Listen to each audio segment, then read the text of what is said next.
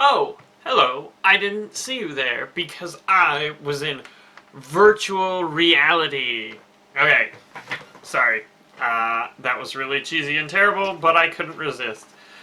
So, virtual reality is a hot topic to talk about these days, and I figured since, I don't know, people apparently want to listen to things I have to say, I would discuss it. So, firstly, the only VR goggles I own are the good old fashioned Virtual Boy. I didn't get to try out Morpheus or the new Oculus DK2 or whatever. I've only tried out the DK1. But basically, I wanted to talk about sort of where I see virtual reality going in the near term. And I think it's very important to talk about sort of near-term goals versus long-term goals for VR because while it may be the greatest thing since sliced bread and it may replace TV sets completely in the future, I think we're a long way from that point. And I think we need to be realistic about where we are and where we're going in order to get anywhere and not to give up on it like in the days of the Virtual Boy. Oh, so funny story about Virtual Boy, which I guess maybe is my first VR experience. I got the Virtual Boy. I loved it. And it gave me terrible, terrible eye aches. And so my mom made me return it because like it was just this sharp, horrible pain after playing. So not a good experience, and certainly hopefully I guess I haven't played the Rift with enough time to find out if it gives me terrible eye aches, but I'm hoping not. I have a 3D TV and I have the passive glasses, which are a lot easier on the eyes. And that doesn't really give me problems, although I can only watch like 2 hours at most of 3D content a day. Well, maybe 3. But I mean, it's interesting, and I don't know if this is an issue with Oculus. I suspect so, but now all of a sudden we're looking at a completely different environment to play games with completely different rules. Like, I can sit down and play a game all day. I have many times. I can put in 10 hours, and so all of a sudden, if we're talking Oculus Rift things, maybe you can't do 10 hours. And I have played some games on my 3D TV. There aren't many that are like super strong, and sometimes the frame rate's too low. A lot of times the frame rate's too low, or they have high contrast, and high contrast even with the passive glasses, which have a ton less bleed than the active ones. There's still some bleed through, which is irritating, basically ghosting. Anyway, I'm not talking about 3D TVs. Those are so 2011. I don't know. So a lot of people say like, hey, I hear Oculus is the future and it's going to change everything. And I think, well, maybe in the long term, but I think, the short term there's a lot of hurdles. So, firstly is adoption. So, I mean, the development kit is selling very well, but there's no commercial product for the Oculus Rift. And I don't know if Oculus has even said when they will have a commercial product. So, the cost of the commercial product and when it comes out and what content is available for it will really help, or will really sort of determine how much momentum there is coming out of the gate. I mean, certainly there's a lot of buzz, a lot of people just buy it because like, oh my gosh, this is cool and new. But I think people really have to think about, what sort of experience, or what the consumer, rather than just the tech crazy people, will. Because I mean, if it only appeals to the super tech enthusiasts, then I don't think it'll ever catch on, and it won't be commercially successful, which will have ramifications for the types of experiences that can be created for it. Which sort of, so taking a step back, let's talk about the types of experiences that work for VR. If you're really interested, Paul Marlecki, the founder of Oculus, gave a really great and very animated talk at Steam Dev Days, which I think is up on YouTube. But the crux of his talk, and the crux of what everyone thinking about VR should be thinking about, is that you can't just take a regular game and render it in stereo and call it a VR game. It just doesn't work. And there's a few reasons for that. I mean, certainly UI is a big one, but a lot of it is about avoiding motion sickness. And so, for example, a first-person shooter that has auto movement, like it pushes you around, that's really bad for VR.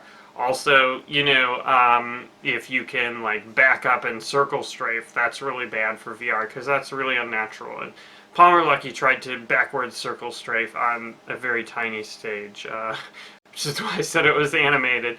So you have to look at the type of games, and so like for example, I think Witness is a game that works very well for VR. Well, I haven't played it. I assume it works very well for VR because it's sort of slow-paced. It's about exploring the world.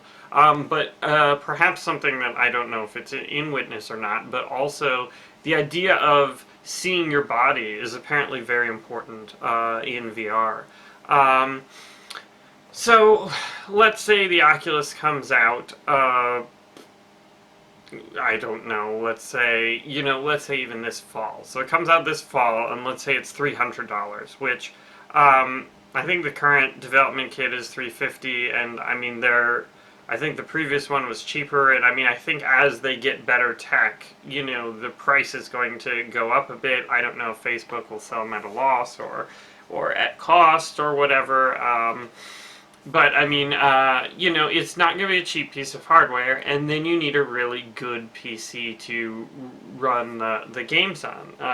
Valve at their Dev Day talk said, 90 hertz. 90 hertz is the sweet spot. Maybe you can do 60 hertz, and but 90 hertz, and it's like Neverending Nightmares can't run it at 60 on every piece of hardware out there. I mean, obviously we have much lower performance requirements than a lot of 3D games, but on Intel integrated graphics that are about like a certain time old, that we have trouble keeping the resolution up. But you need, good resolution and, good frame rate to create a compelling Oculus, VR game. And I think this should present interesting challenges to the Morpheus, which some people have said, is as good or maybe even better as the current Crystal Cove developer kit 2, whatever you want to call it. But the problem is that, the PS4, great machine, great graphics, but it's not equivalent to top-of-the-line PC hardware, and top-of-the-line PC hardware keeps moving forward where, we're stuck with the PlayStation 4, at that hardware capability for 5 years or 10 years or whatever, I don't know. Some people say this is the last console generation, but I think they're full of crap. Which is not to say they can't create great VR experiences, but I think there might be a difference, in the types of VR experiences you can create on the PlayStation 4 versus, on, a quad tightened SLI box. But then again, who knows? Are people, with the Oculus going to have these super beefy PCs? Well, hopefully for VR developers, because they're gonna need it. But I mean, I have no idea. And that's sort of a scary thing to a game developer. So sort of what I was circling back to, what I was saying before, is that you have to create good content for VR, like design it around VR. And that's what's really going to sell VR, right? If you don't have really good content for VR, then you can't uh, then you can't really sell the hardware. But it's sort of a chicken and an egg thing, because let's say, imagine a fictitious, AAA game developed solely for VR. And so it's really designed around the constraints and strengths of the VR as a platform, right? There's no way, developers are going to sink 10 or 20 million into that game, because the market is too small. The market right now is a big question mark, and I mean, certainly, I think that's why a lot of the VR games are going to be indie. I mean, like, look at Classroom Aquatic. There's a game that's designed for VR around the strengths of VR, and it's about being a scuba diver and cheating on tests off of dolphins. But, that's, I don't think, the same as, people want, I don't know, those cyberpunk novels. I don't know, I didn't read that many of them, but, that's the sort of VR experience they're looking for, and I don't think, Classroom Aquatic or The Witness is quite what will super, light the hearts afire and get people to drop huge sums of money on a new gaming PC and these fancy VR goggles. So I mean, I think what I'm getting at is that VR is going to be sort of a slow burn. It's going to be, something that, well, I mean, I'm sure it'll make a big splash when it launches, but I think, it'll take some time to really build up the content and get the technology where it needs to be to put out something compelling, which is not to say that I, don't want it to get there. I, of course, do, but I think it's going to take time, and I think people who say, VR, everything's going to be totally different in a year, and everyone not making games for VR is going to be dead. I don't think that's the case. I think, making a VR-only game right now is a risky proposition. I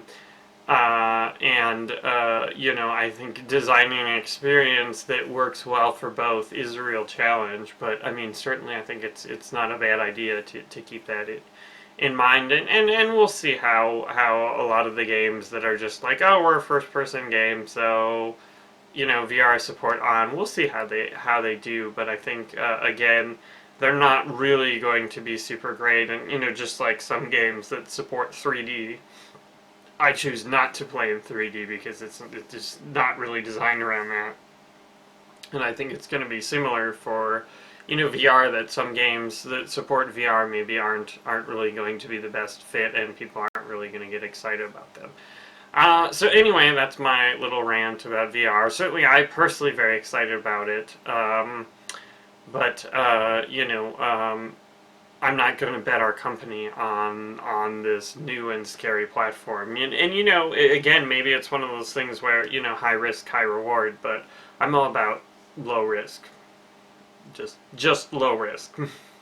Anyway, thanks for watching.